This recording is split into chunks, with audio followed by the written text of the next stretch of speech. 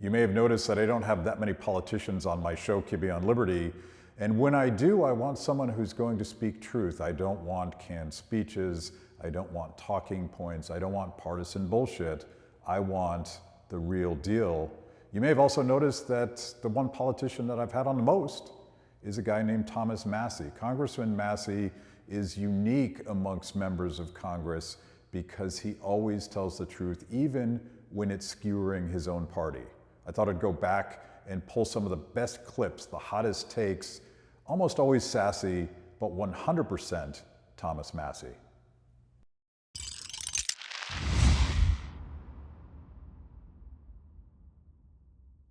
The scary thing about Keynesian economics is that there's a part of it that works.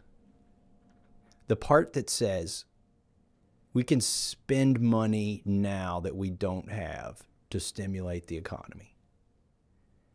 That part works. Like taking your kids' money before they even see it and having a party with it, that works. And that's what's going on in D.C., right? Yeah. Like, I'm not saying it's all BS, what I learned in Paul Krugman's class at MIT.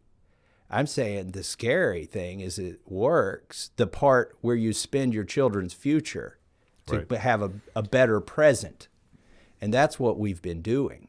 So that part of it, like, I agree with him. That part works. Yeah. And it's such that's a hard... That's why we have $22 trillion of debt. Well, I noticed you took Precious off. Yeah. To do this this Precious interview. is my congressional pin. Let's see, it's in my pocket here. The reason, well, I always keep it in my pocket, just like any good hobbit who has Precious. You can't give it up, and you might need it, and it gives you some comfort to reach in there and touch it. So I've got Precious here, and the reason I actually had to put Precious on today. It's dangerous to wear Precious, but I had somebody from the district who I consider a VIP, who I wanted to give a good tour of the Capitol to. And I wanted to take him out on the speaker's lobby. Well, that used to be Paul Ryan's office. Now it's Nancy Pelosi's office. So I had to, not only was I going into the heart of Mordor, I was going into the Nancy Pelosi's office. And I will have to admit, her staff... But you repeat yourself. That's right. Her staff is kind and gracious, and they let me out on the speaker's balcony with my guest. But I felt like I had to have Precious on my collar here in order to be safe in that spot. And it worked. And actually, I kind of liked wearing Precious, and I forgot to take it off, or maybe I didn't forget to take it off, and I wore it a little longer than I had to for a couple hours after that. So, as I recall, Frodo, it took about an hour of detox after taking the ring off in order to become his moral, balanced self. How long does it take for the haze of power to... It depends on how long you've worn it. I mean, if you wear it continuously for a few days, it's going to take more than an hour of detox. Yeah. Green New Deal. According to Alexandria Ocasio-Cortez, we will all be dead in 12 years unless we implement her legislation. So, Matt, you've been to my house. You've seen the solar panels on my house. My house is off the grid. You are so green. I think I'm the greenest member of Congress, but I'm worried about this Green New Deal. Nobody has told me yet if I like the solar panels I have that I can keep them. You know, that at least we got that promise with Obamacare, and I'm hoping that because I like the solar panels I have, I could keep them under the Green New Deal. But I'm not sure, because the other thing about this Green New Deal, if it works like Obamacare, you know, I did solar panels because they're cool. I could be independent. I'll tell you what, if Thomas Jefferson could have had solar panels at Monticello, he would have had solar panels at Monticello. He wouldn't have bought power from a government-regulated cooperative, okay? Right. I've been to Monticello. If he could have put them on there, that'd have been on the roof. He collected his own rainwater, too, by the way. That would be a big no-no. So, you know, he was off the grid. So I'm off the grid. I do it because I like it. It gives me independence. It unencumbers me from these karmatic reprisals and externalities that I can't see at the end of the wire. And so that's why I'm doing it. But I'm worried about this Green New Deal because I do know that it costs about twice as much to make your power with solar panels. I think the way the Green New Deal is going to work, if it works like Obamacare, they will, if you can't afford solar panels, they will fine you until you can afford them. Right. That's the other part. I think this Green New Deal is going to, other way that's going to work. They will make you green at any cost necessary. Oh, you've also seen my cattle, right? Yeah. I have some cows that are old enough to vote. Okay. A brood cow can go 18 years and pop out a calf every year reliably like clockwork. And, you know, some ranchers would keep them a shorter period of time than that. But I get attached to my cows, so a lot of them get old enough to vote. And the thing that scares my cattle about this Green New Deal is they got a 10-year window, and they're all gone after that. Yeah, I don't know what happens in Cowageddon. Like, there's some... We're going to be eating a lot of beef in that 10 years. There's some permanent solution here that doesn't bode well for cattle. Or for those of us that love steak. You know, we had 40 to 60 million buffalo on this continent when the white man arrived. And we've got about that many cattle right now. So I think we're bovine flatulence neutral at this point. Well, we're having fun.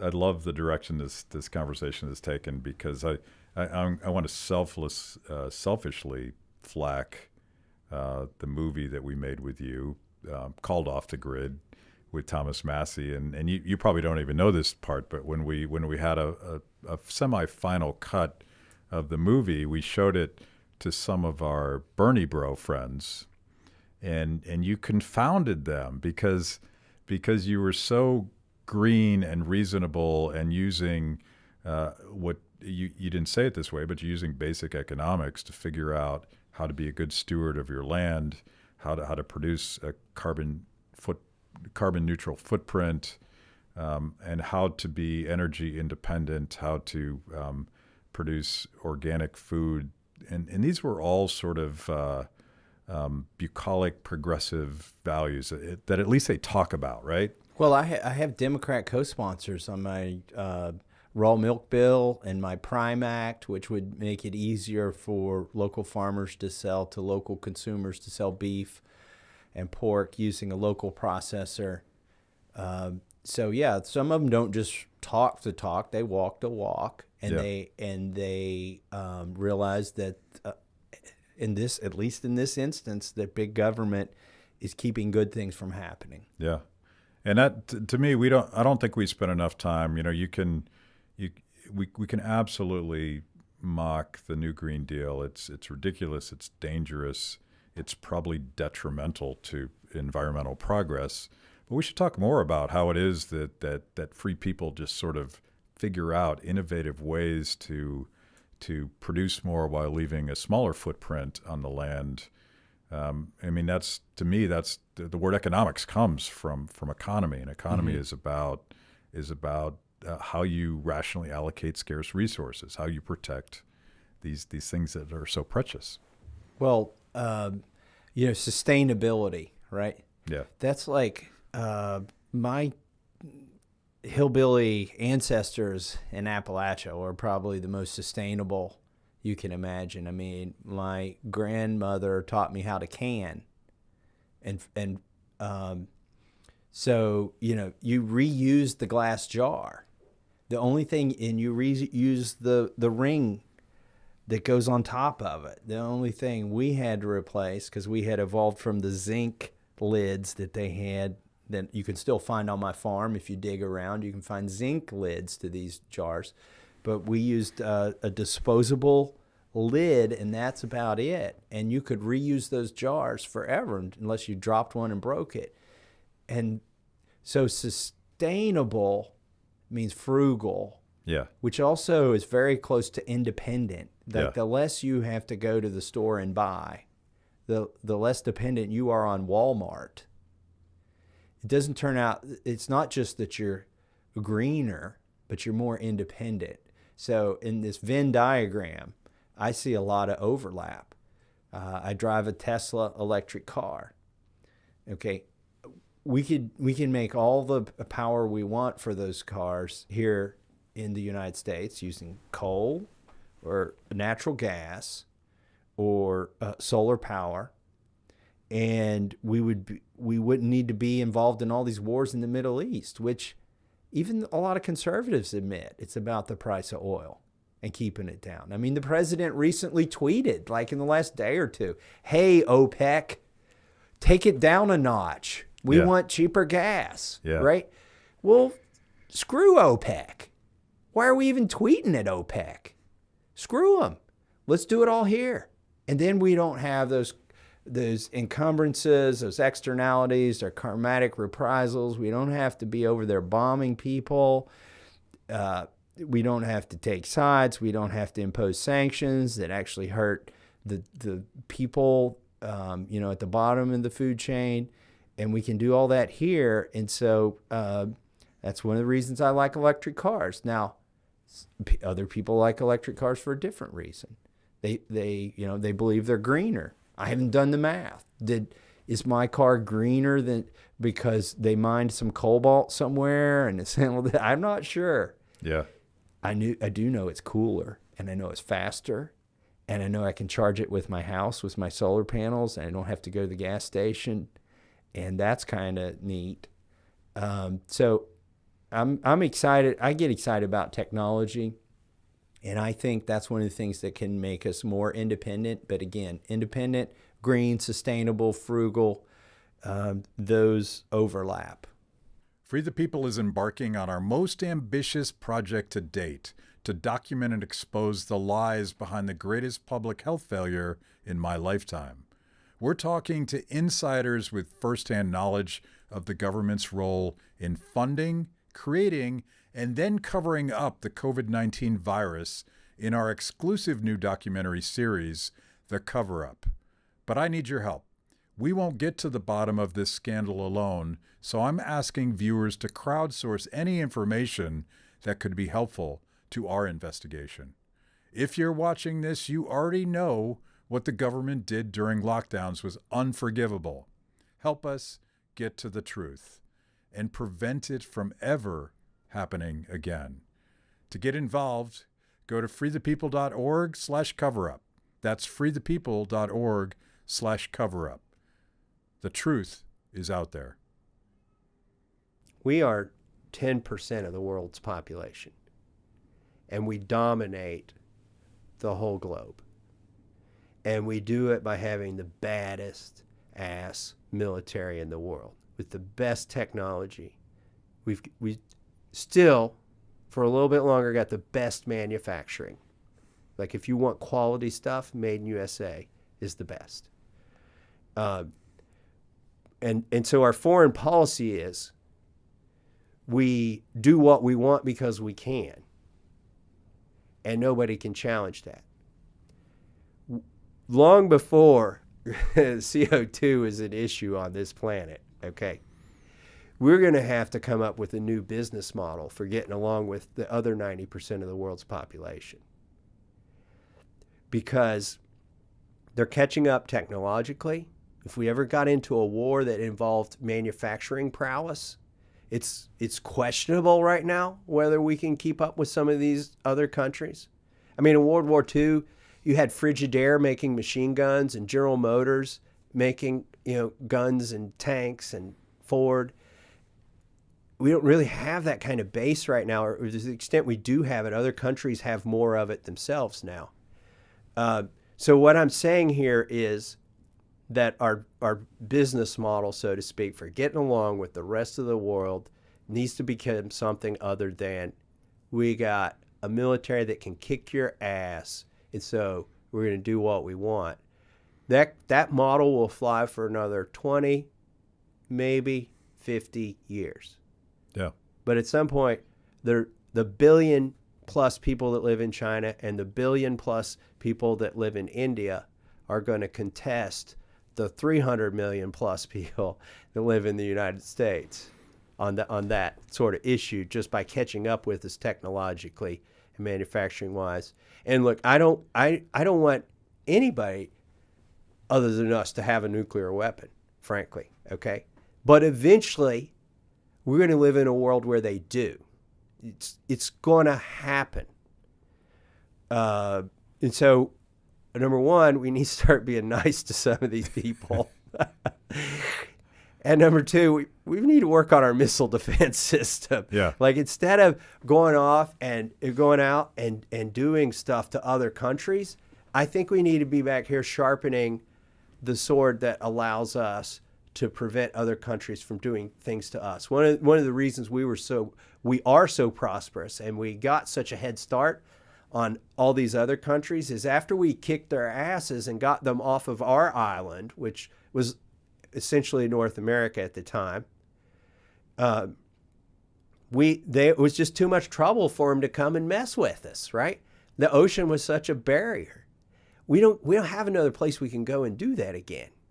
And with travel and hypersonic missiles, that ocean it becomes less and less of a barrier and a safety factor. What is your framework constitutionally, and how do you defend what amounts to a skepticism of foreign intervention, if not straight up non-interventionist? Okay, my ideology was developed in Sunday school when I was a kid. It's called the Golden Rule. Do unto others as you would have them do unto you. We have no more right to be in the sovereign country of Syria, and they have an established government, than they have to be in Florida, just from a basic human rights perspective, sovereign countries. And it may get me in trouble for saying that, but it's the Golden Rule. That's Ron Paul's philosophy. That's mine. It's the only one that'll work in the long term. If you try to be an empire and subjugate cultures and countries that don't want to be a part of your country or part of your ideology, they'll eventually resent you for it. Not just the governments, but the people. And then you get terrorism. You have entire religions that are built on hating America. And you're inviting that when you go try to subjugate people who aren't your people. And it's also like, that's just the first layer. Right. The second layer is we can't afford it. None of this would be possible without printing money and going in debt. If you tabulate the stuff we account in the Middle East, in Iraq and Afghanistan, it's about probably $4 trillion. But what about the trailing health care and retirement for the people that served over there? It's a lot bigger than that. Yeah. It's a very large portion of our national debt. So, number one, it's not moral. Number two, it will work against you eventually. People will resent you. Number three, we can't afford it. Number four, which maybe should have been my first point, our men and women should not die for things that aren't in America's interests. Yeah, maybe it's a fetish of the State Department and has been for 30 years, or somebody that recently got elected and they need a distraction. They need to flex their muscles. The executive always looks stronger when they're, leading a war. Yeah. Even our founding fathers knew this. That's why they gave the authority to Congress. So we shouldn't put our men and women's lives at risk over there for these things. And then finally, gosh, I've got a whole list of why we shouldn't be in Afghanistan or Ukraine. Congress has to vote on this. Like our founding fathers said, the executive gets to wear the laurels when they win a war or conquer somebody, and they're the most prone to getting into war, and so they vested with Congress the authority and the responsibility to decide when and where we go to war. So I noticed that a lot of folks, I won't name them by name because I'm not interested in shaming them, at least not yet, but I notice a lot of people are amazingly applauding the Chinese government's, the communist Chinese government's extremely command and control, almost violent lockdown of their economy and their people. And it seems more than a little bit ironic that that same government that covered up this virus as it emerged from Wuhan province, because they wanted to keep their power, that a lot of American smart people are thinking, hey, let's follow the Chinese model because they seem to really have a handle on things now. That's scary stuff. First blush, it looks like dictators have an advantage in dealing with pandemics, right? They can tell people where to go, when to work, when not to work, what to eat. It seems like, you know, it's a little bit seductive in the beginning, like the dictators have the best hand dealt to them in a pandemic. But let's not forget the dictators of the world have killed millions of people, right? That's the other constraint that's not upon them. Since they typically can control the news outlets and whatever, they can get away with all sorts of things. I've encouraged people not to give up on freedom and liberty and the free market and capitalism. Like, we have an advantage. We've always had an advantage in every crisis, and we've always come out ahead or better off than the dictatorships, not because we emulated them, but because we went in the other direction and we empowered people, not governments, to solve these problems. And that's what I think we should do. Thank you for joining me today on Kibbe on Liberty and for being part of our fiercely independent audience. Every week, my organization, Free the People, partners with BlazeTV to bring you this show. My guests bring smart perspectives on everything from current events to timeless philosophical debates. If you like what you hear, go to freethepeople.org/KOL and support Kibbe on Liberty so we can continue to produce these honest conversations with interesting people. Now, let's get back to it. One of his advisors said it was the ultimate workaround or something. But listen, Joe Biden can't walk up to you on a street and stick a needle in you. Like we all know he can't do that. We pretty much, I hope, agree that he can't force 100 million people to get vaccinated.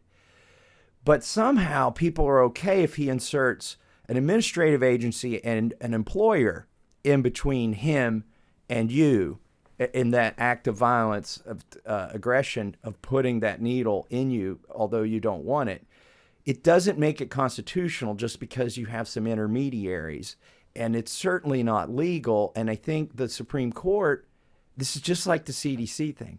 The Supreme Court has to rule that this is illegal. They may not rule that it's unconstitutional, but they'll rule that it's illegal. But I think Joe Biden is bluffing. He's doing a head fake here to try to get employers who hate uncertainty. He said, this is what I plan to do. And so employers are going to plan for what he plans to do. So they're just going to go ahead and force the vaccine mandate. Meanwhile, nobody can get standing against the Department of Labor or OSHA because the rule hasn't been promulgated. It's not even been written. Yeah. So I think he's trying to keep it in this area because a safe, like, nether region where he can't be sued, but meanwhile, he's getting companies to comply. Yeah, and it's like the slow walking, even if that was promulgated, how long does it take for the Supreme Court to act on these things? We're stuck in this middle land. Yeah, you would hope somebody could get a stay, to pause this in court. Remember when Trump tried to do a lot of things, they would find one judge somewhere in the United States that would stay it, and then you get a national injunction based on a local ruling. That always... Yeah, they always said that works under Trump. Yeah. But why can't that work with a vaccine mandate? Why can't we get a stay in a local ruling that has a federal injunction? It's only sort of a one-way valve against freedom. But I would think, when a judge is looking at whether to intervene before the final decision comes out, they try to see what causes the most irreversible harm. And you can't undo a vaccine. Right. Now you could say, well, you can't undo a pandemic either, but it's the vaccine. You can still spread if we get into the science of this, it'll take me a long time. Well, I want to go there, but the the first question I have, and I want to go back to this because this is kind of a libertarian point, but this question of violence, of mandating that somebody get a vaccine, or mandating just that somebody has a vaccine passport in order to go to the grocery store. And I always ask people to think that those are good ideas. I'm like, what are you personally willing to do to people that don't want to be injected with a vaccine for whatever reason? Maybe they have legitimate health reasons, and who are we to judge who decides what? Or what are you going to do if people refuse to carry around a piece of paper showing their vaccination status and still go to the grocery store? Mm-hmm. And the answer is, well, they shouldn't. It's wildly naive. Like, are you willing to allow an officer of the law who's armed and dangerous to force them by any means necessary to do that? And it's fundamentally an act of violence in order to force people to do what they don't want to do. But nobody that is in favor of these things thinks about things that way. They're like, well, people should just do it. Right. Instead of saying cops are going to kick down your door and they're going to use, by any means necessary, they're going to force you to do this. Expand on that a little bit, because I think people don't get it. That's my pinned tweet, and I'm afraid to unpin it because I'm afraid if I try to retweet it now, I'll get banned from Twitter. But I got it out there before the vaccine mandates. Yeah. And so my pinned tweet is along these lines, like forcing a needle into somebody is an act of violence. We all know that. If I step across this table and stick a sharp object in your body and inject chemicals, that's an act of violence. Coercing somebody to do that by withholding basic human rights. People are like, well, where is it in the Constitution? It's not a right to go to work. It's not a right to travel. Well, yeah, that's in the 9th Amendment, okay? Right. You don't, all of your rights aren't enumerated.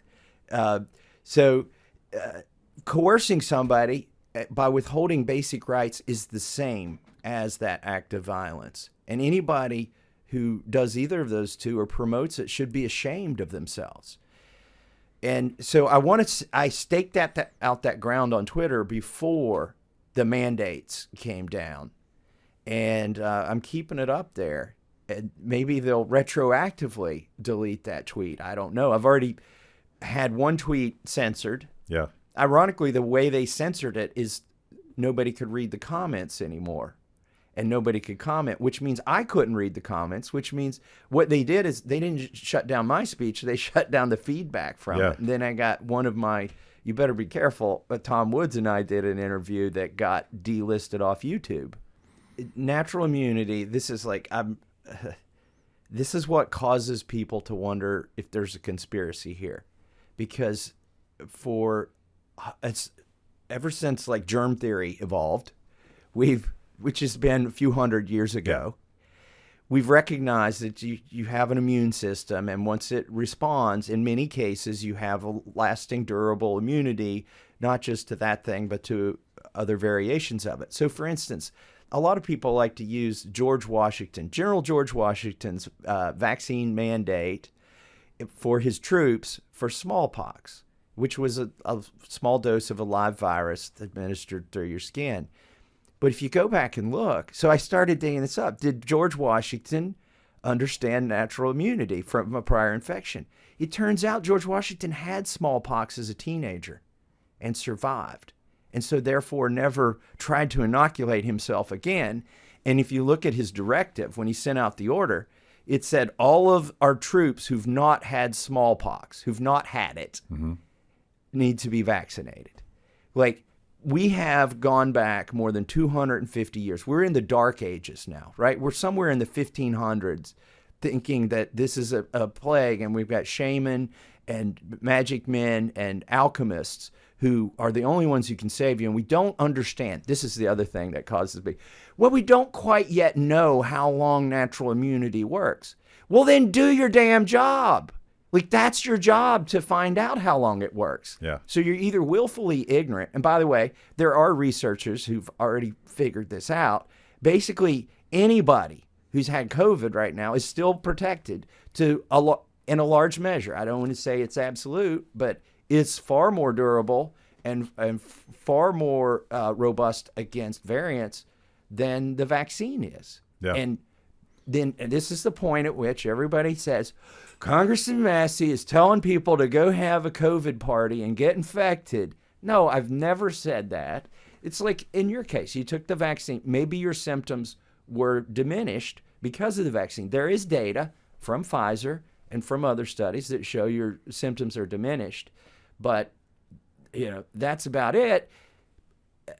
I don't understand why we can't measure these other things that we've measured for hundreds of years. Yeah, getting at the...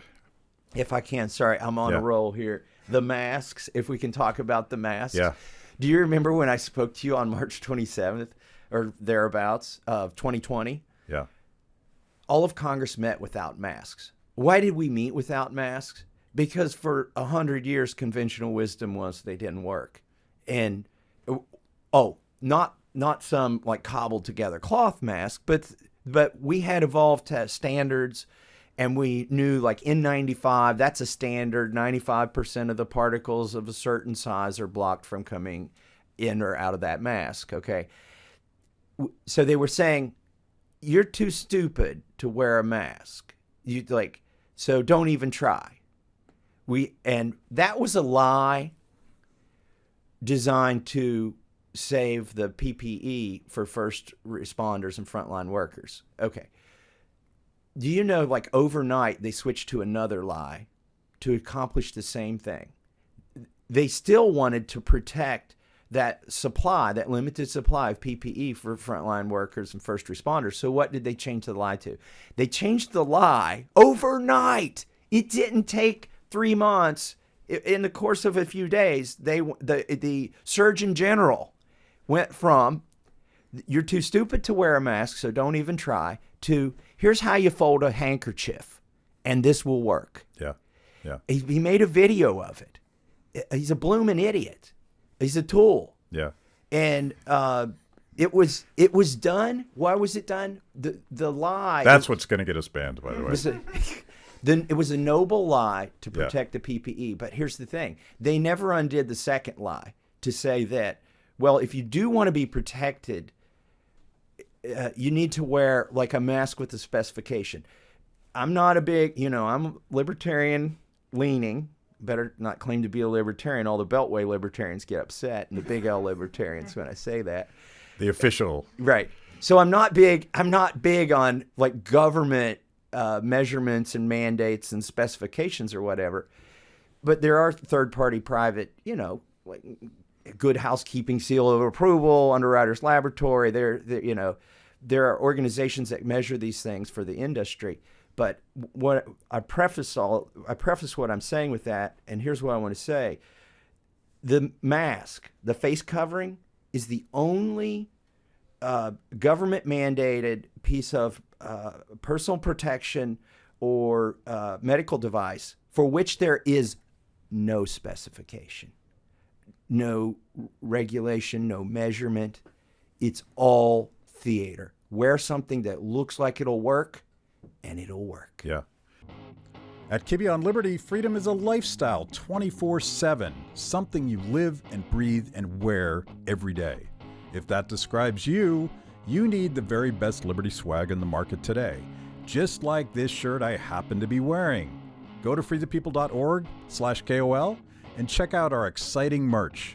You too can love Liberty and look cool. I am suing Nancy Pelosi, the Sergeant at Arms, and the Chief Administrative Officer of the House. These are the three named defendants for reducing my salary in order to compel me to wear a mask, or to try to compel me to wear a mask. Eventually, it didn't work. And that's what gave me standing, is they reduced my salary. The 27th Amendment says that you can't pass a law, which any congressional action has the weight of a law, that reduces or increases. It says vary, but that varies a member's salary without an intervening election. 27th Amendment was one of 12 amendments that were proposed that included 10 that became the Bill of Rights, right? There were 2 that weren't ratified. And one of them was what became the 27th Amendment. It was ratified over 200 years later.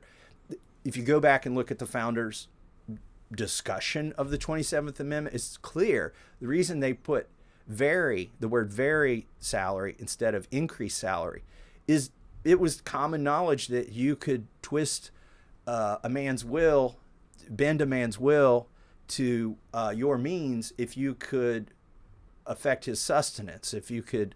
And so they said, and by the way, the Constitution says you can't, it also says you can't reduce a judge's salary in the course of their tenure. So for the same reason, they had proposed this when they proposed the Bill of Rights. It became 27th Amendment. Nancy Pelosi violated it. The facts aren't in question. She reduced my salary. Okay. And I regret this is a fight about a Congress member's salary. I can read the room. I have situational awareness. I know I'm losing sympathy every second that I say my salary shouldn't have been reduced. There's some people say it should be zero. But they, much like my constituents were coerced into taking a vaccine or wearing a mask, I was coerced in the same way. Your employment was threatened. Your job was threatened. If your salary was reduced if you were an airline pilot and wouldn't take it, like they used all these other means. Was there a point where unvaccinated congressmen had to wear a mask and other members didn't? Wasn't that a thing? That is the point. So Nancy Pelosi in a press conference was asked, when will congressmen no longer have to wear a mask on the floor? And she said, when every one of them is vaccinated. And that is the moment when I said, I'm taking off the mask. This crap stops here. And I got 10 members of Congress to go with me. During a vote series, we knew where the C-SPAN cameras would point, and we stood there, all 10 of us, most of them women, by the way, without our masks on, and made sure that everybody in the country could see we were going against this. And then we subsequently got fined. And by the way, Marjorie Taylor Greene and Ralph Norman are my co-plaintiffs in this case. All right, so why did they dismiss our case at the district and circuit level? That was about 7 days, maybe 10 days into the 15 days of slowing the spread. There were a few like aha moments for me where I saw clarity a couple years ago in all of this, and one was in the 15 days to slow the spread. I sat down. I got up at like 5 a.m. My wife, who also went to MIT, was not awake yet, so my math didn't get checked until 7 a.m. But just very much like on this napkin here, I sat down at the breakfast table, and I calculated what effect 15 days would have on slowing the spread. It was virtually no effect. It would just prolong the thing. And if your goal was to slow the spread, I did some math. Based on the data we had, which was very sparse, it was based on cruise ships and things like that. Yeah. And I told my staff, and after I had my wife check the math, she woke up, and I'm like, tell me if this is right. And she says, that's right. I was like, this is going to be months. If you wanted to affect the spread of this virus, if you want to slow it down, it's not 15 days, it's months. Yeah, yeah. And they are lying to us that 15 days will do anything. Like, what do you do on the 16th day? After you've hit pause and you hit resume, it all starts back up. Yeah. If any of it worked to start with, which it didn't. So either on the March 25th, or we did, I called it an emergency show on March 30th. On one of those shows, you also pointed out, which was also obvious at the time, even the Imperial College model said, and you said this, I think, before we even knew what the Imperial College model was, that if you flatten the curve, you're pushing out the pandemic. Right. The area under the curve stays the same. Yeah. And it may actually, like the area under the curve, I'm not sure that it does stay the same. Like, I feel like a lot that we've done over time has, with the mutations you of the give the virus more chances to be different things. You can go into the animal population and do different things and then come back. And meanwhile, we don't have natural immunity. By the way, every curve they showed that goes up and then goes back down. Remember the bell curve? The reason every one of those curves goes down is natural immunity. Okay, they were simultaneously showing us a model for the spread of a virus. Let's see, I think it's a SIR curve. It's a differential equation, which I can do differential equations. I can model this stuff. And these are variables that are dependent on the variables in the equation. And the reason that curve looks like that is natural immunity kicks in. And people, the percent of the population that's subject to get infected goes down. So the spread slows down. So they were simultaneously saying natural immunity is not a thing, while saying this is the curve that models the spread and the decrease in spread of a virus that we're going to flatten. Yeah. Yeah, we had a conference call with Dr. Fauci. I believe it was in April, the GOP. And Tom McClintock from California and I keyed in on a couple points. Tom asked Dr. Fauci, so what about whole health? Like, there's going to be an economic depression from these shutdowns. And one of the things that correlates with lifespan is your wealth. I mean, it's no secret that the poorer people don't live as long. Okay, he didn't say that, but I'm saying that. I mean, we know that these things correlate, and you're going to make people poor. Yeah. Maybe not in terms of dollars. Maybe the dollars goes up because you're giving them money, but their quality, the standard of living is going to go down. How do you take into account things like cancer screenings and diabetes treatments and treatment for infections and things like that are going missed and not happening? Cardiovascular disease is something you brought up on March 25th, because you had talked to some doctor friend who said, my patients aren't coming in anymore. Yeah, and the pharmacists. I have friends who are pharmacists. And I was like, well, your business must be great during this pandemic. They said, actually, people aren't going to the doctor, and they're not getting their prescriptions refilled. And the things that they were taking to improve their health are not being taken. And by the way, they have doctor friends. All pharmacists know doctors, right? They're trying to read their writing every day, which is almost impossible to do. Yeah. Don't tell Senator Paul I made fun of his doctor's writing. Anyways, he's left-handed to boot. So no, don't go after lefties, because okay. We're the best. Okay.